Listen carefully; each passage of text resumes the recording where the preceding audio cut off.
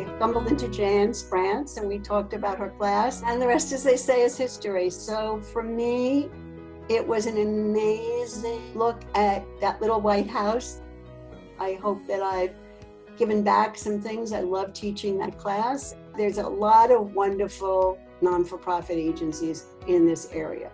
This one really, as you know, holds a special place in my heart. That a couple of people have come back and said to me personally that it gave them the courage to get out there and try it. It's so important to the community, both near and far, to know who we are. And we're looking at what are the specific needs and being able to react to them, not in a frantic way, but in a very organized way, but know that you have to stay fluid. Well, I hope you come to Wine and Chocolate. We're planning it to be an outdoor event at Garden Country and something. Equine, right? Equine and Chocolate. You're right. You're right. I love that riding place there.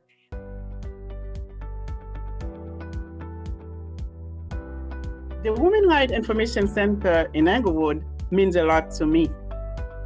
I remember when I first came to Englewood 38 years ago, barely speak any English. It was the first place I was referred to take an English class as a second language. I found out different opportunity that was available if I needed them, like the housing authority, immigration service, family support. When my widowed sister got to my house from Haiti with 3 young kids, I didn't know how I was going to help them. My first step the next morning was to go to the Women's Center and ask for help. Today we have 3 successful adults. Thanks to the Women's Center, I was always dreaming to learn how to use Microsoft Word and Excel, but I never had the opportunity. I lost hope when the COVID-19 has created a situation. But one day, I received a phone call asking me if I wanted to take the Microsoft Word online. I immediately said yes. What a blessing. We have 2 excellent teachers, Jane and Karine, very patient and supportive, eager to teach us. I am very happy to be in that class. I cannot thank you enough. God bless you all. This is a great thing for this community, really. I love it. I love it. It's a blessing to me. It's a blessing. In the deaf community, this means I love you. Oh, beautiful. Thank you. I love you too. All right. I love the work you are doing.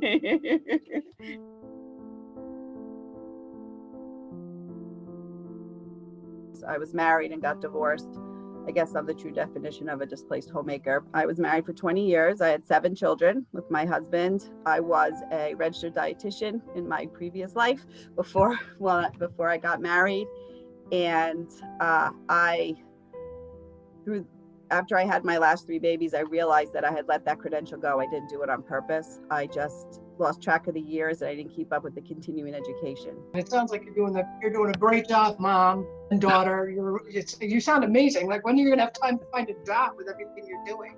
I know, but I really do need a job because I'm on that New Jersey family care, which is fabulous. It really is. But I'd like to get off it. I'd really like to be financially independent. The minute I walked into the Women's Rights Center the first time, when you go in there, it gives you the sense of like you can do it. Like everybody's very supportive. Everybody, you're going to do it. You can do it. It's very uplifting. Makes you feel really good about yourself that you are worth it and you can do something and you will do something. Because I kind of lost that along the way. A little bit of I wasn't good at that. I didn't think I could do it, but I mean, the support that you get there is fabulous. I want to stand on my own 2 feet. I want to be able to say, I earned that, I bought that, I did that. And hopefully I could get that back. We can help you with that cost, by the way. So make sure you let Leslie know that I said that. Oh, okay. Oh, that would be great. Thank you. As a displaced homemaker, we can help you pay for that test, and I think you're going to pass it. Hope so.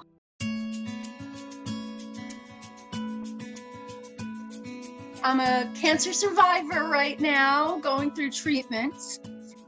I went through everything, every foundation, you know, as many resources as I could. And I said, you know, let me just look into this. I clicked on your organization and I found it to be amazing. I saw the mindfulness. There was a little video on mindfulness that helped me so much that day. I saw the titles of women that were in the organization, and I was searching for online classes to improve my computer skills. And lo and behold, there was a Zoom orientation meeting that afternoon. And then after the orientation meeting, Jan actually had a Zoom meeting with me, and she actually met me on Route 17 so I could borrow one of the computers. And I started class 2 days later, and it's opened up a whole world for me. I had lost my job between my circumstances and the pandemic. I've been taking the job readiness course, you know, on Wednesdays, and the women are incredible, so smart and so supportive. They've put a fire under me, you know, and totally empowering me. You guys were the last resource I looked. And within 48 hours, I was up and rolling, and it's a complete turnaround for me. And the job readiness, I have my resume done and I'm all set. I'm like good to go and I'm ready, and you know, I'm gonna move forward. And it's really your organization helped me so much. The style of the teaching is unbelievable. We're a mixed group with different languages, you know, different skill sets, and I could see everybody thriving in the class. It was very, you know, when the pandemic hit and I got the diagnosis, I was quarantined like everybody else. I was on lockdown, and to get that news, you don't even know. It was a novel. I was just sitting here in, you know, the winter, the pandemic. I had to sit where I'm sitting with you, and I had to listen to what my treatment was going to look like for a year, including losing my hair, you know, and just, it was hard. And then 5,000 people dying at night, you know, thousands of people. It was just so horrible. I can't even tell you. But this too shall pass, you know, we're moving forward. I actually lost my job completely, and I am no longer insured. Can you imagine? My entire life, I've worked since I was 17 and had every top-notch insurance. I was laid off on furlough 2 days after my surgery. So if I could just get a little help, you know, for these few months to hold me, because I don't have a mess behind me. You know, I just need to stay afloat. And the way she teaches, like, she's just a really good person. You could tell that everybody's really good people. You know, she doesn't. I love that. I feel very lucky that I get to work with very cool people all the way around. Both the clients and the staff are I just feel every day I go to work in such a nice place. You know what? With what happened to me and everything, I've seen so many angels, I can't even tell you. It's changed my life. And it's really going to make me a different person coming out of this, you know? And the reason you work with these great people is because you're one of them, and it's just contagious. And that's what happened, you know? Thank you for saying that. No problem. No problem. You know, I was laughing because there's about 6 or 10 people we're interviewing. 3 of them are named Lisa, and like 2 or 3 of them are named Marie. And I'm thinking to myself, your name has to be Lisa to be on this video. 1966, my dear. There were 20 million of us. Well, apparently I'm interviewing all of you.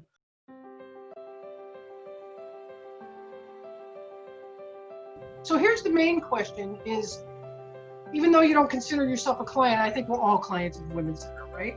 So how has the Women's Center helped you? With me, it's the pass, the present, the future.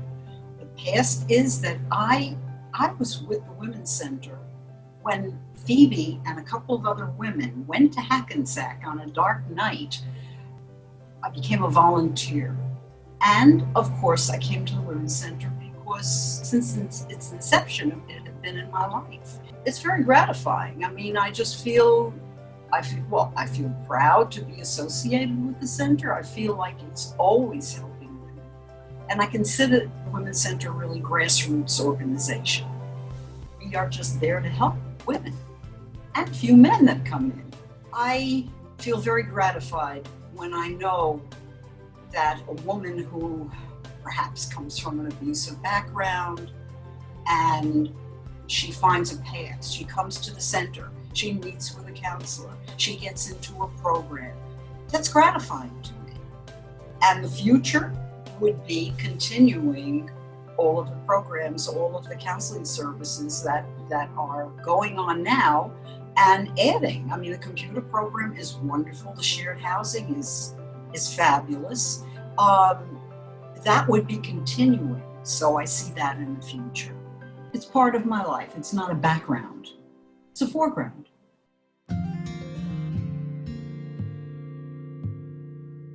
I know that the work that we're doing here is creating change, and it's certainly lifting people up. I think that the women's rights has an infectious energy that if you actually stop it, you could come into this building on any day of the week, and it would be packed with staff, with clients, with volunteers, and everybody is so focused on helping and assisting. If you took a moment to stop and observe what was happening around you, you would see there would be clients that are celebrating and clients that are crying or laughing. There are people learning, people engaging with case managers and goal planning and moving ahead. And that is only something that I can't describe that in words.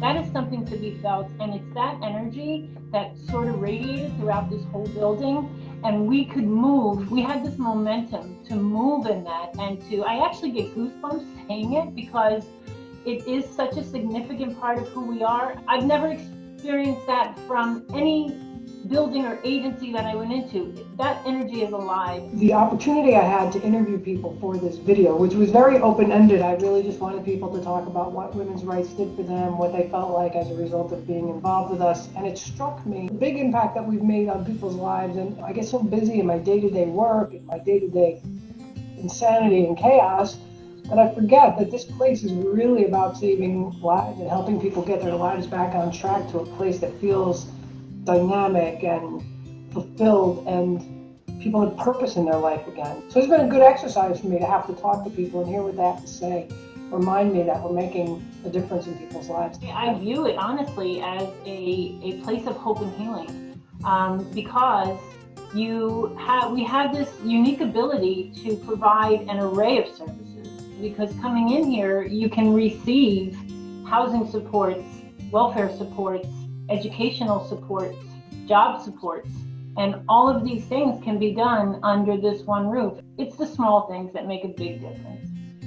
The answering of the phone, the active listening of the ear, the engagement that makes these clients leave here. It doesn't matter how they came in. I can guarantee that when every client leaves the Women's Rights Agency, they know they matter. And that's something that I'm very humbled to be a part of.